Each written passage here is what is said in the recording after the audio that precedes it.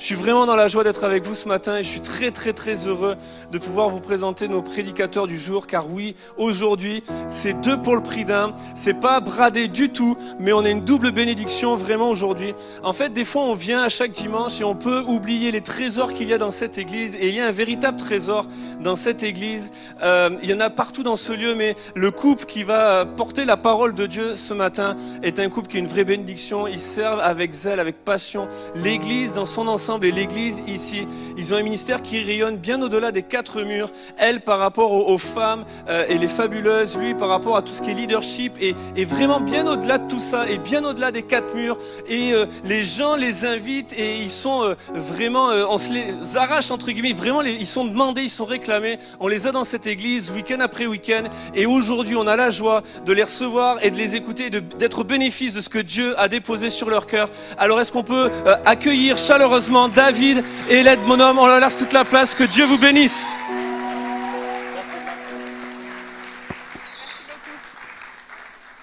Ça c'est de l'intro, hein, ça met la pression, hein. Après un truc pareil. Bonjour Momentum, on est hyper content avec Hélène de pouvoir passer les 30 prochaines minutes avec vous. 36 pour être plus précis. On nous a fait cadeau de 6 minutes de plus. Ils se sont dit qu'on allait être bavard à 2, essayer de se piquer la parole. Alors j'ai une question pour vous.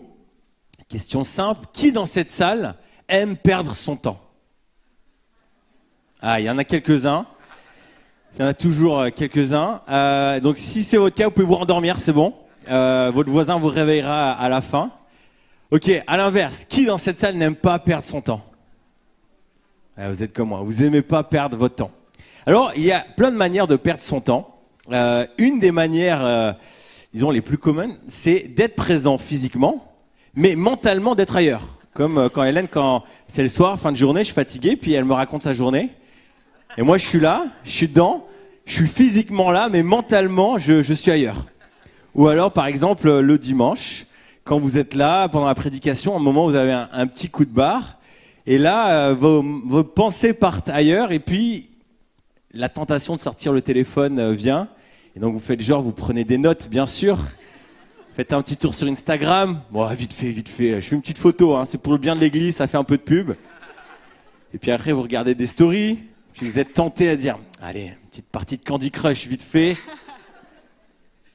et puis vous êtes parti loin. L'autre astuce que j'ai déjà vue, alors ça c'est plus pour les anciens, c'est, vous sortez la grosse Bible, vous asseyez comme ça, vous la mettez, vous l'ouvrez, et vous baissez la tête comme ça.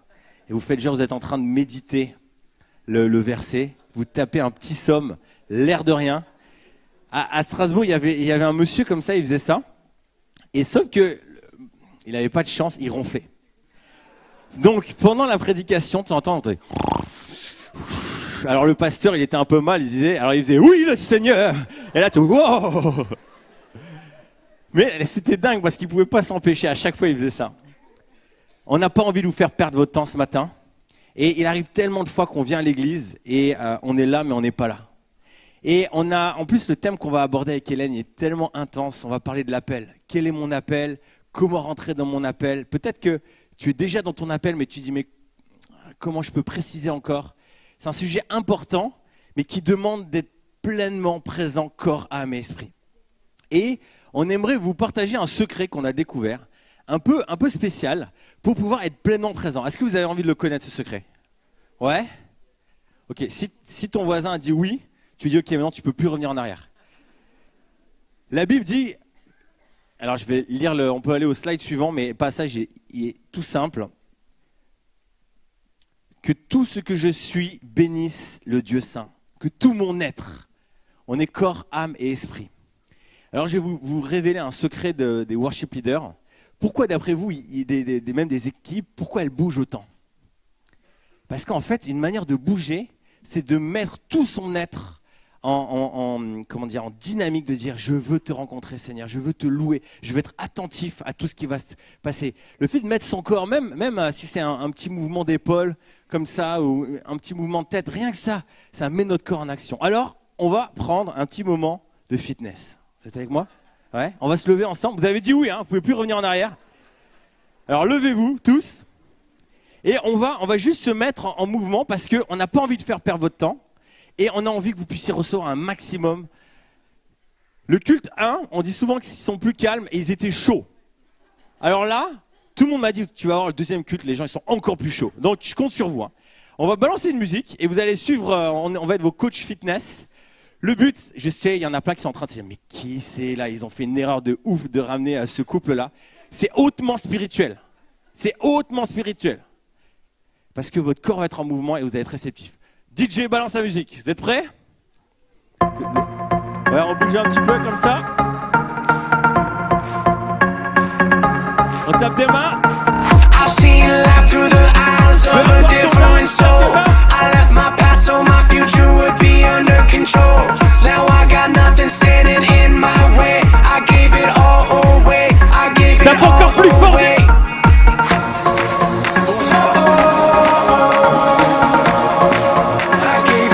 Attention, ça reste compliqué, hein. You got me living how I wanted all along. Now all my tears are dried away. Ça vient, ça You vient. got me living how I wanted all along. Vous êtes prêts? I feel so alive, alive. Maintenant, bon, je vous vois, tout le monde. Inside, I'm breaking through the haze to a brand new day. 'Cause my heart has been revived. How was Yeah, I supposed vous pouvez to vous applaudir bien survive in fort. this fast sea?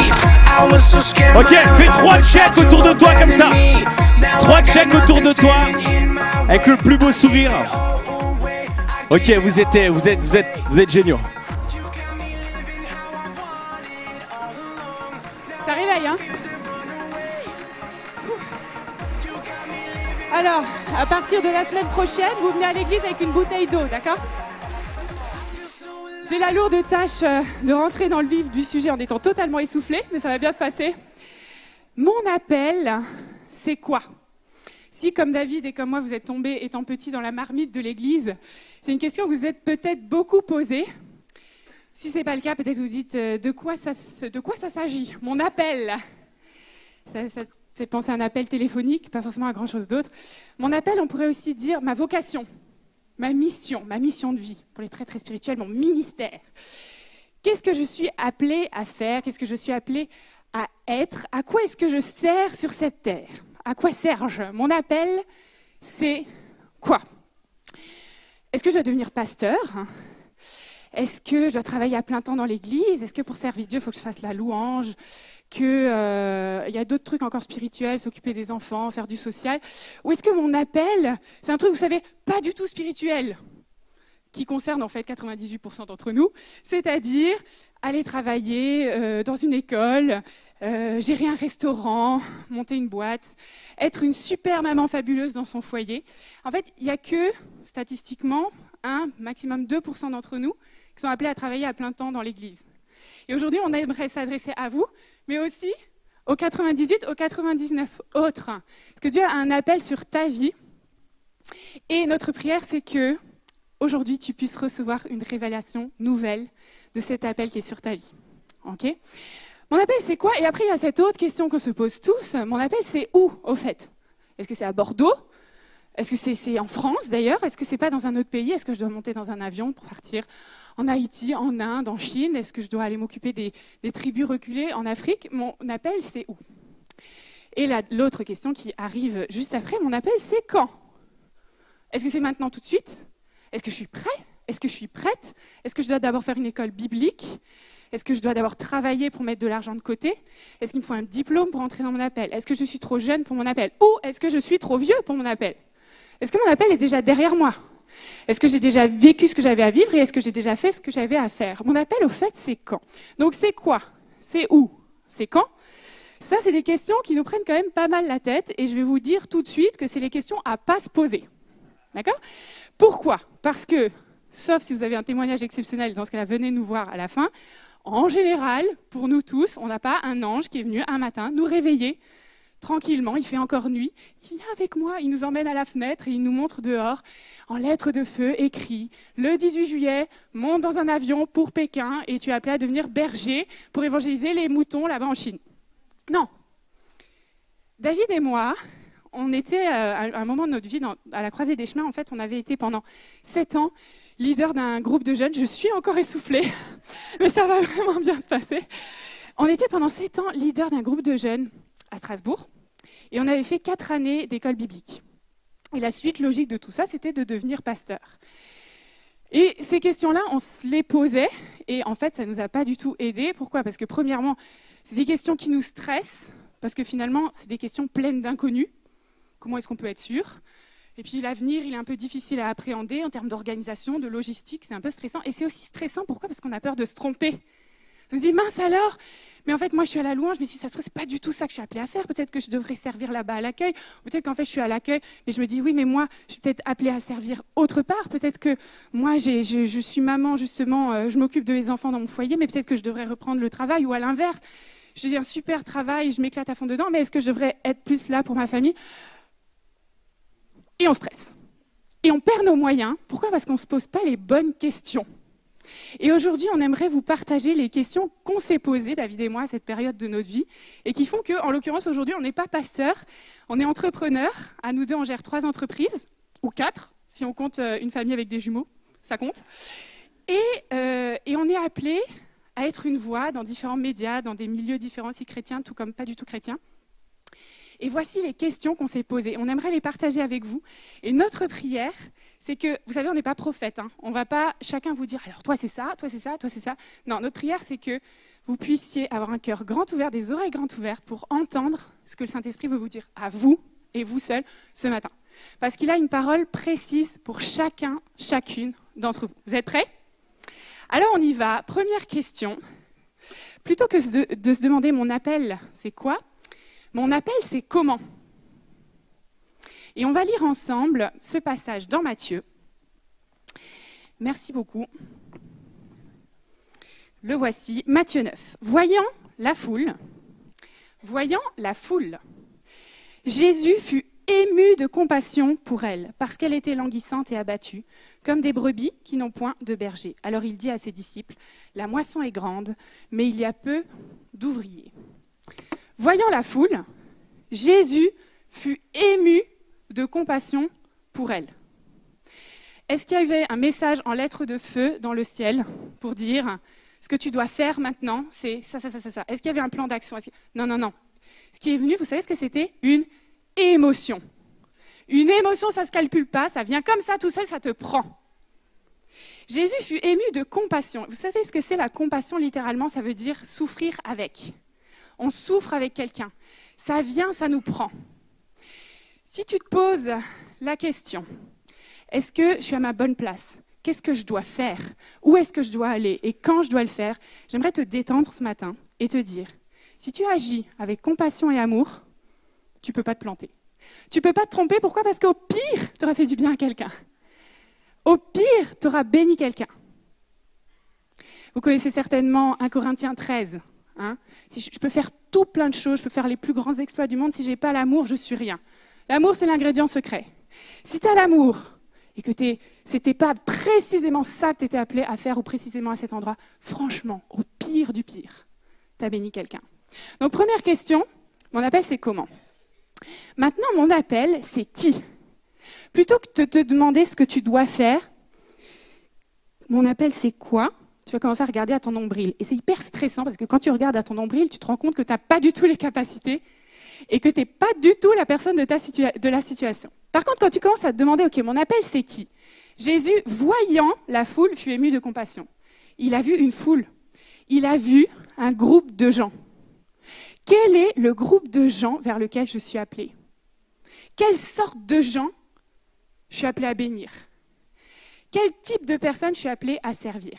Et peut-être que tu es là et tu me dis, oui, bon, écoute, moi, la question de l'appel, ça viendra plus tard dans ma vie. Parce que là, j'ai déjà tellement de problèmes à régler. Mon couple qui ne va pas, j'arrive pas à gérer mes ados. Le boulot, c'est la cata, les finances, c'est la cata. La santé, c'est la cata. Et moi, j'ai envie de te dire, peut-être bien que ton appel, il est justement là, caché dans ton problème en ce moment. Vous savez, les Américains, ils aiment bien dire, your mess is your message. Pourquoi ? Parce que si tu galères dans un domaine particulier de ta vie, cette compassion pour les gens qui traversent la même chose, elle va venir toute seule. Tu n'auras même pas besoin de la demander à Dieu. Elle va venir toute seule. Aujourd'hui, je suis appelée à m'occuper de jeunes mamans qui sont en galère dans leur foyer parce qu'elles se retrouvent avec des bébés et des enfants partout et qu'elles se disent mais mince, mais comment je vais m'en sortir? Je suis la pire mère du monde. Pourquoi est-ce que j'ai de la compassion pour elles à votre avis? Parce que j'ai la même vie qu'elles. Et parce que moi aussi je galère avec ça. Je galère un peu moins maintenant, mais je galère encore. Et cette compassion, je l'ai parce que je sais ce que ça veut dire de toucher le fond. Et aujourd'hui, il y a un phénomène de société qui s'appelle le burn-out maternel. Et aujourd'hui, on peut mettre des mots dessus. Pourquoi? Parce qu'on a cette compassion, on a cet amour pour cette foule-là, pour ce type de gens-là. Donc cette question à te poser, à poser à Dieu, Seigneur, mon appel, c'est qui? Vers quelle sorte de personne est-ce que tu m'envoies? Qu'est-ce qui me remue dans mes tripes? Et troisième question, mon appel, c'est combien?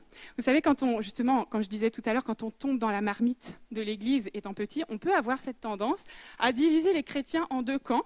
Vous avez d'un côté les Billy Graham, les Bill Wilson, les Mères Teresa, vous savez, ceux qui...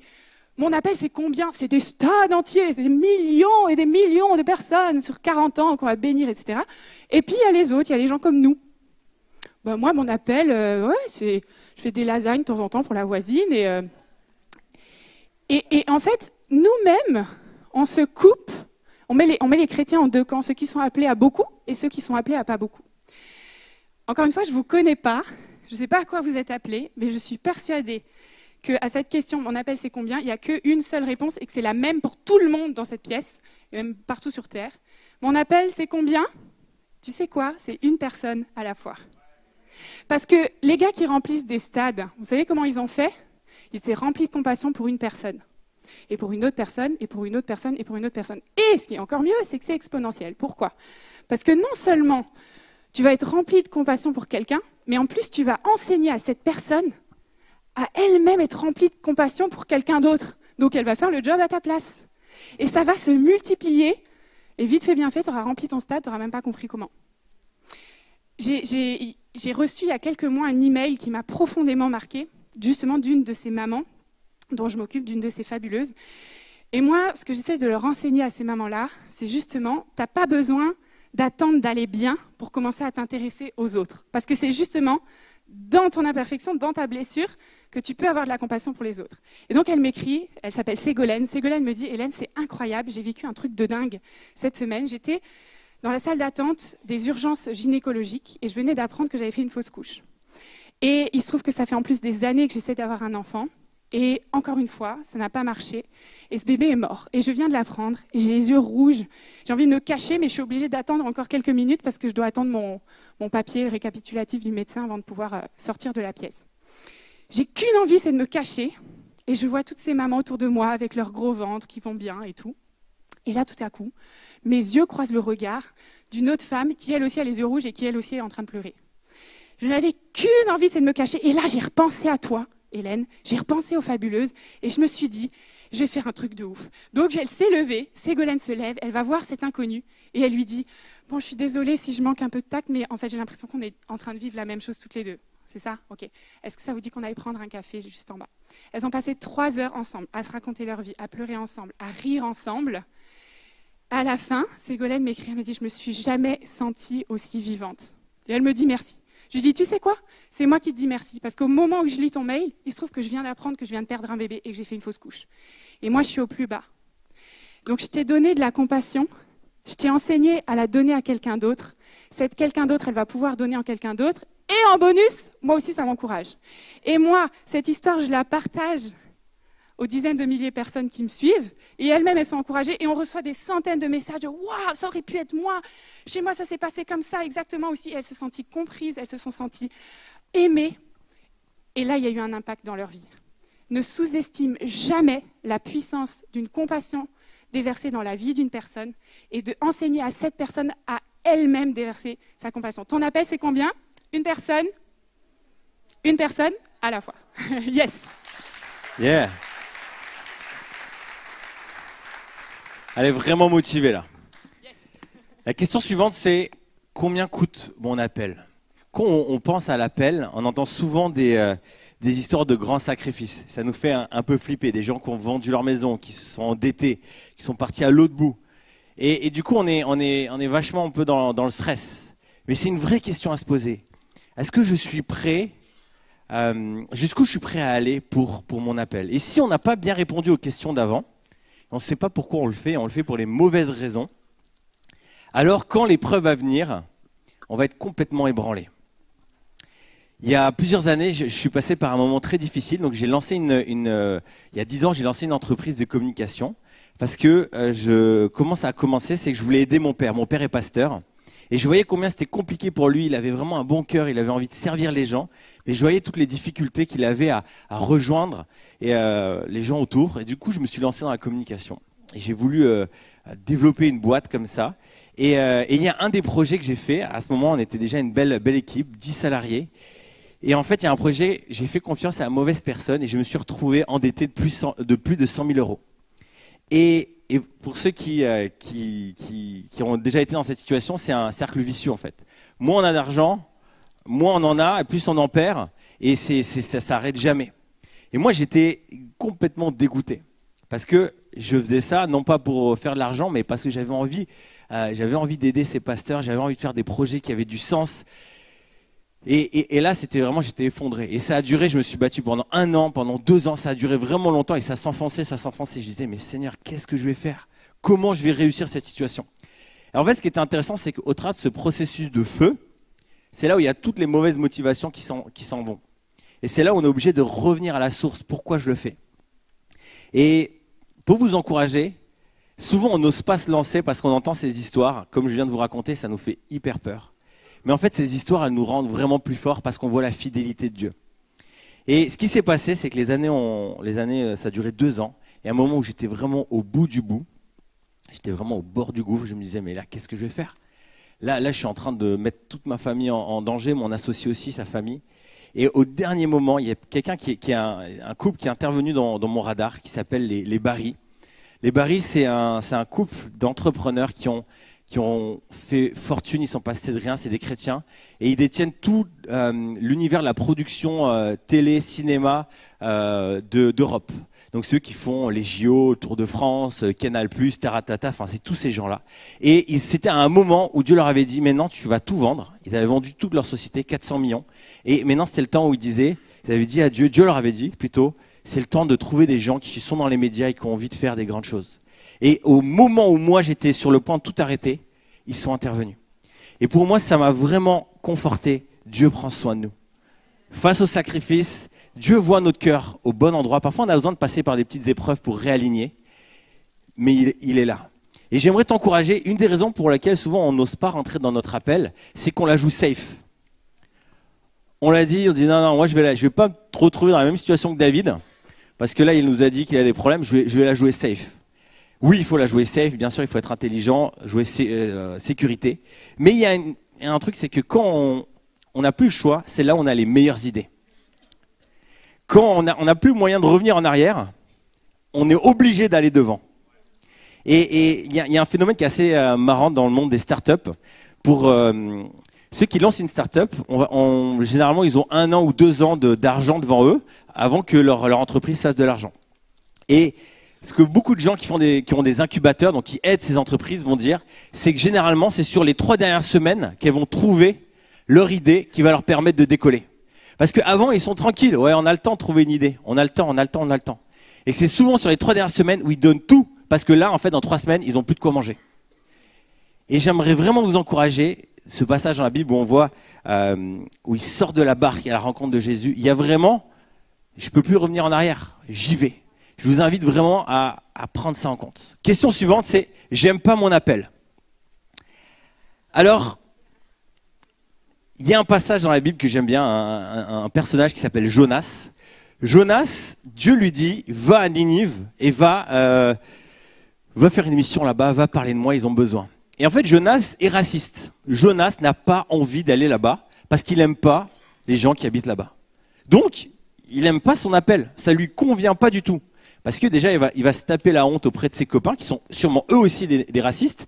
Et du coup, il dit, non, je vais à l'autre bout. Il fuit l'appel de Dieu. Et vous connaissez l'histoire, il va se faire manger par un poisson, il va être ramené, il y va quand même, il annonce la bonne parole, et il se passe des trucs incroyables, au-delà de tout ce qu'il pouvait imaginer.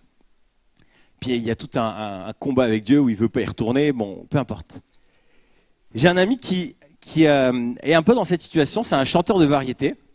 et de la bonne variété française, hein, genre peu Johnny comme ça, De Palmas, tout ça. Et en fait, quand il est dans son univers, il remplit des magnifiques salles parisiennes avec des milliers de personnes. Mais comme c'est un jeune, souvent il se sent un peu mal. Il se dit, bah moi j'aimerais bien faire des trucs cool, un peu de un truc cool quoi.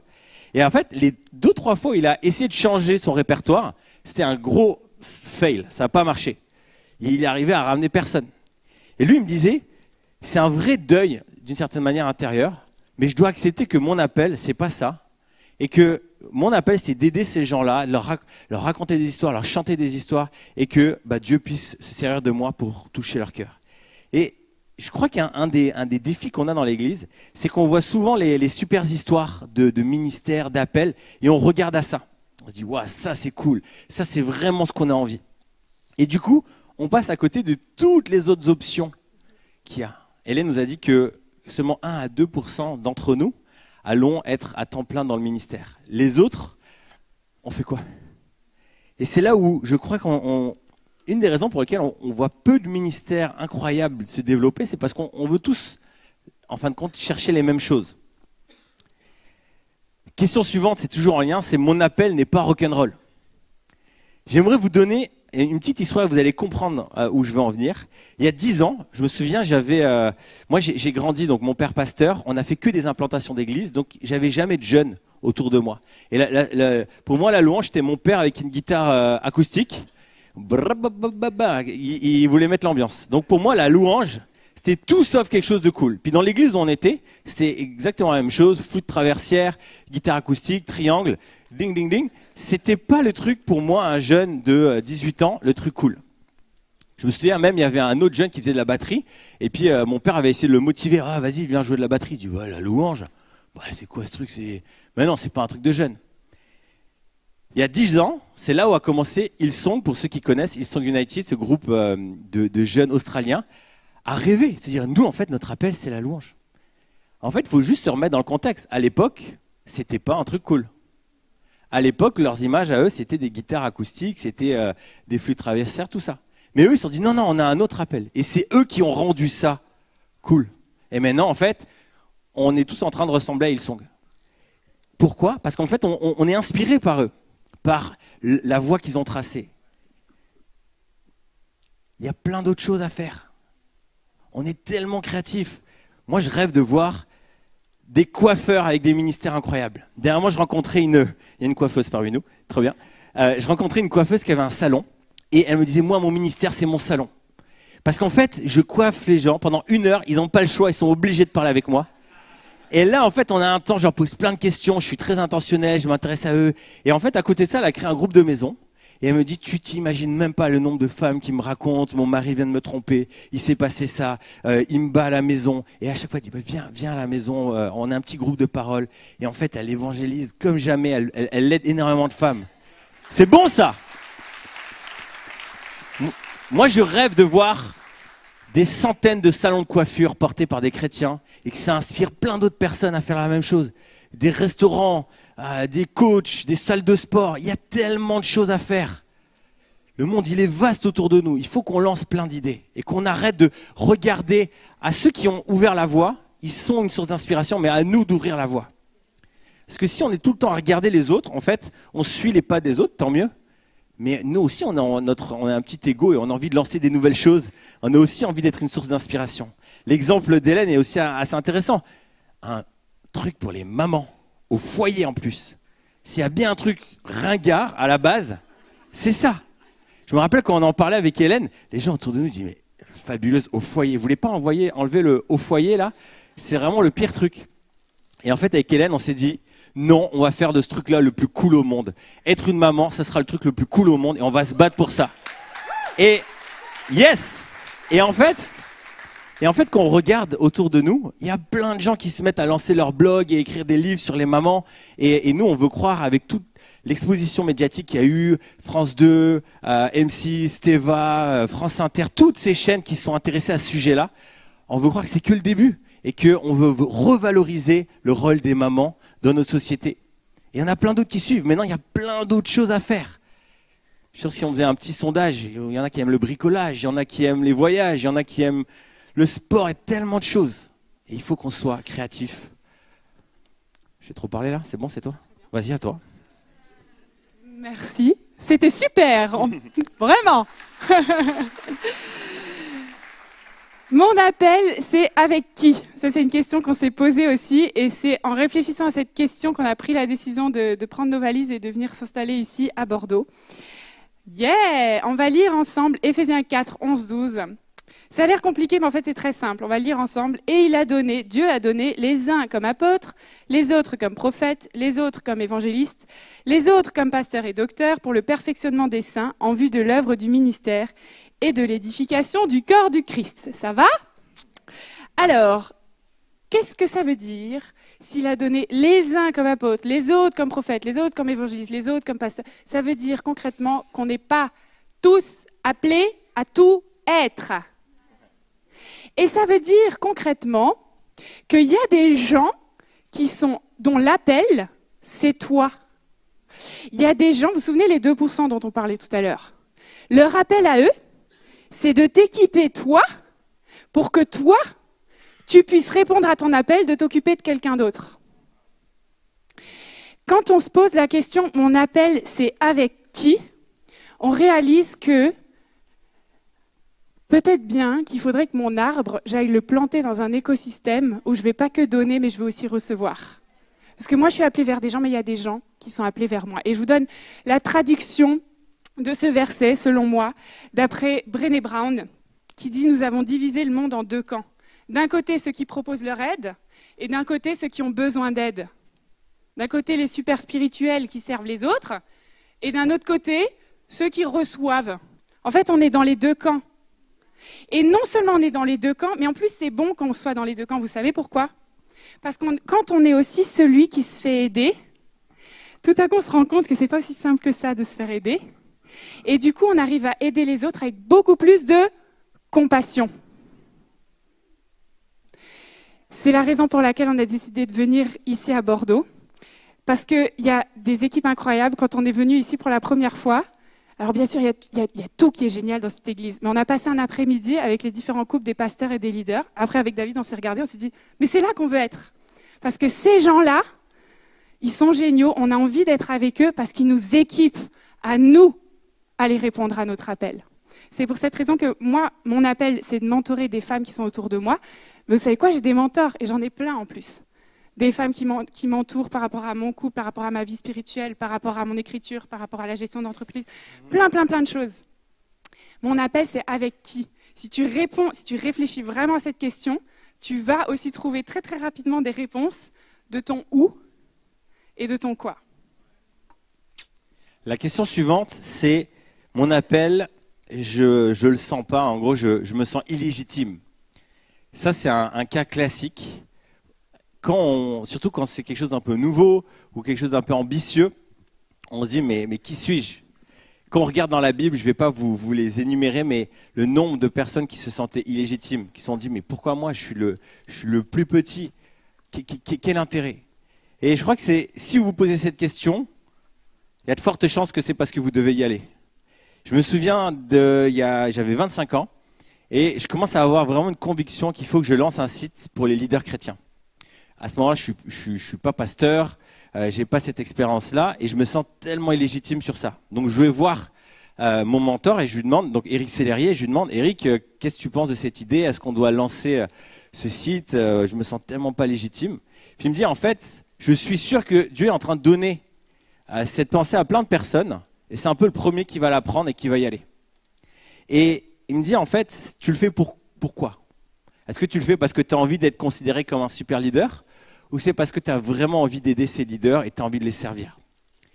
Et quand on a le cœur au bon endroit, on sait pourquoi on le fait, peu importe ce que les gens vont dire. Et quand j'ai lancé le site, forcément ça a jasé. J'avais tous mes amis qui m'ont envoyé des SMS. Mais David, attention quand même, leader chrétien, tu n'as que 25 ans, c'est quoi cette histoire et tout?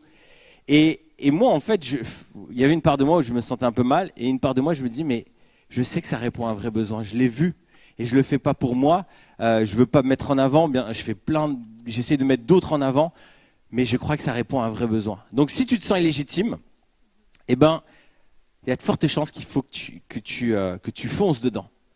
Et dis-toi cette chose-là, on peut afficher le slide, c'est tu n'entreprends pas pour toi, tu entreprends pour les autres. Tu te lances dans cet appel non pas pour toi, mais pour les autres. Vous êtes avec moi? J'ai vu 2-3 bâillements, alors je vous invite à vous lever, on va se lever ensemble, histoire de bouger un petit peu nos bras, allez on se lève. Voilà, je recadre votre attention. En plus, il fait chaud, hein. Tout à l'heure, Piou, il a fait que de me dire, prends une serviette. Au premier culte, c'était bon, mais là, il fait chaud. Deuxième question, c'est appel de trop. On va rester un peu debout, ça nous fait du bien, ça fait circuler le sang. Mon appel de trop. Certains d'entre vous, vous avez trop d'options devant vous.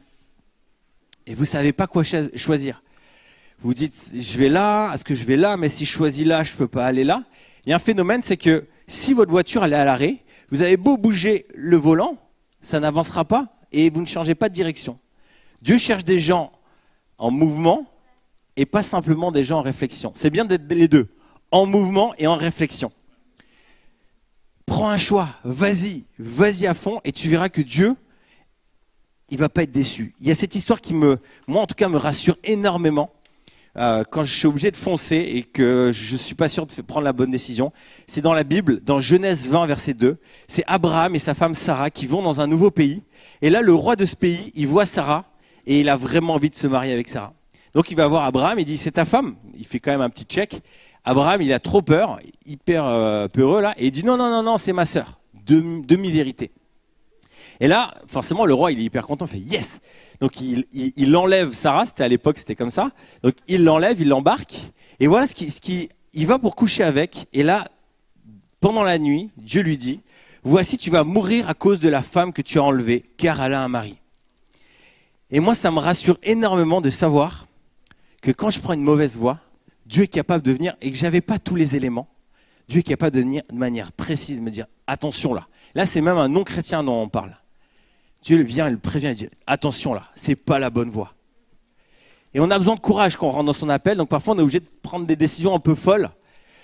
Moi je crois que Dieu, il veut pas qu'on rentre dans le mur et il sera capable de nous arrêter si c'est nécessaire. Ouais. Vous pouvez reprendre place. Génial.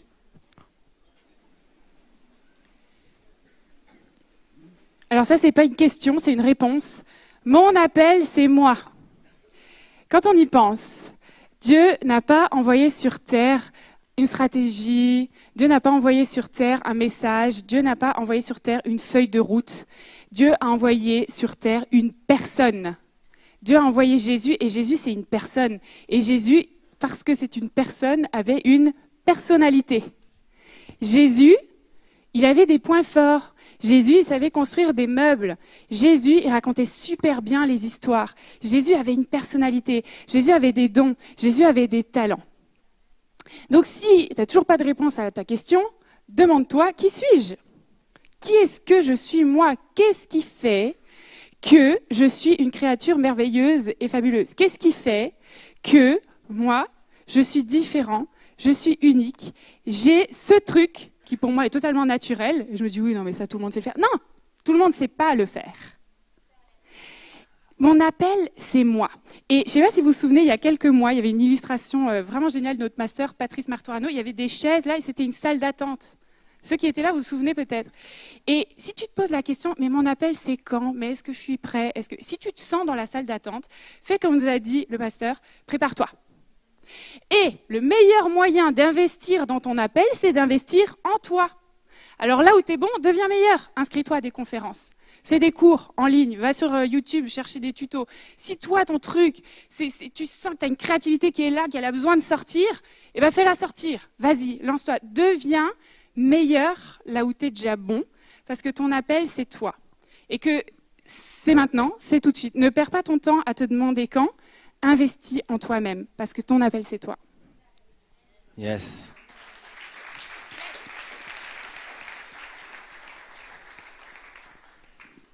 Je vous invite à vous lever. Le dernier point, c'est mon appel, une révélation. Il y a des moments où le Saint-Esprit nous touche particulièrement.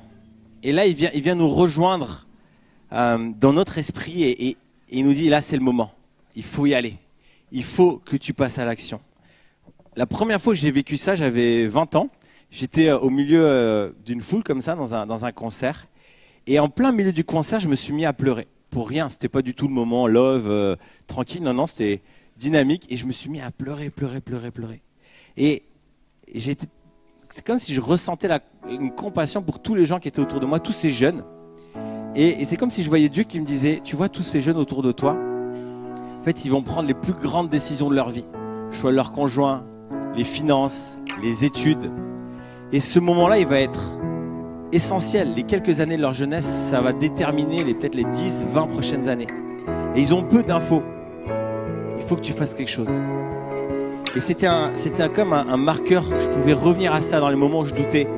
C'est comme si ça a tatoué quelque chose à l'intérieur de moi. Saint-Esprit qui m'a dit, je veux que tu y ailles. Et là, on va passer un petit moment d'appel pour appeler Dieu et qui vienne nous parler dans notre être spirituel et qui marque quelque chose, qui nous dise c'est ça que je veux que tu fasses, c'est ces gens-là que je veux que tu aides. Parfois on a l'intellect, on a mis notre corps, mais on a besoin que notre esprit soit touché aussi. Et on a découvert une chose, une des manières, il existe plein de manières, mais d'ouvrir notre esprit à recevoir quelque chose de sa part, c'est vraiment comme pousser un cri. Il y a ce passage dans la Bible qui est hyper fort qui dit « Seigneur, entends ma prière, que mon cri arrive jusqu'à toi ».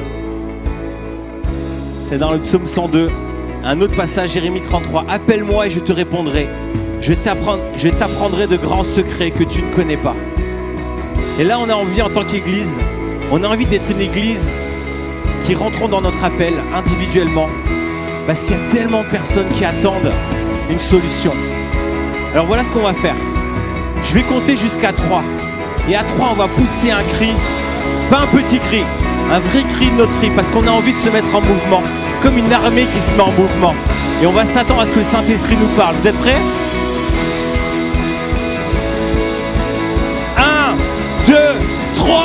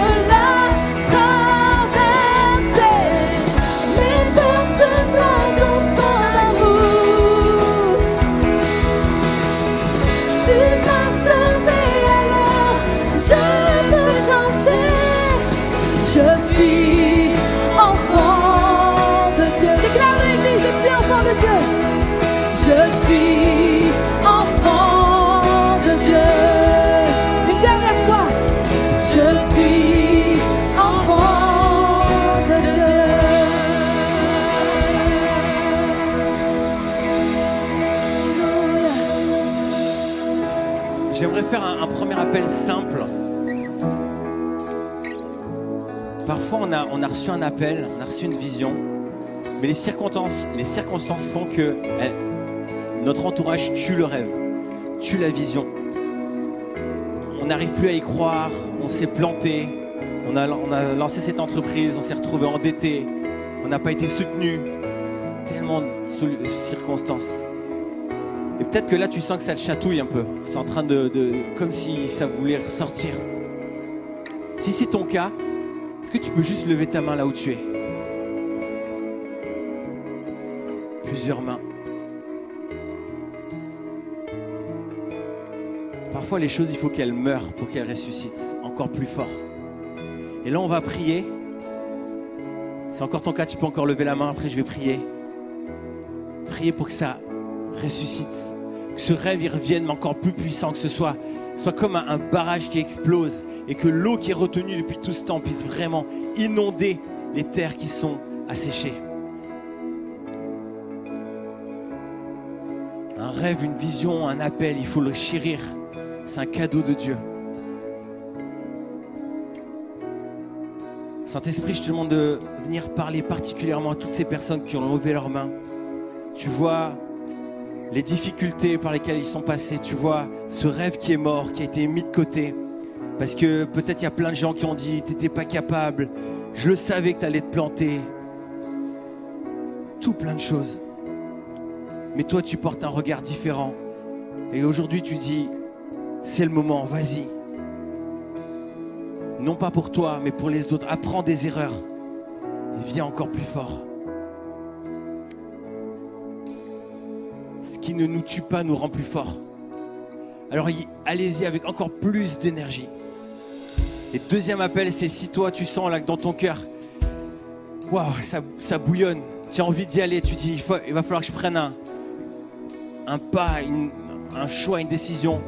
Je t'invite à lever ta main. Si tu sens que là, au niveau de l'appel, c'est un momentum qui est en train de se déclencher. Je vais prier pour que le momentum soit amplifié. Si c'est ton cas, lève la main.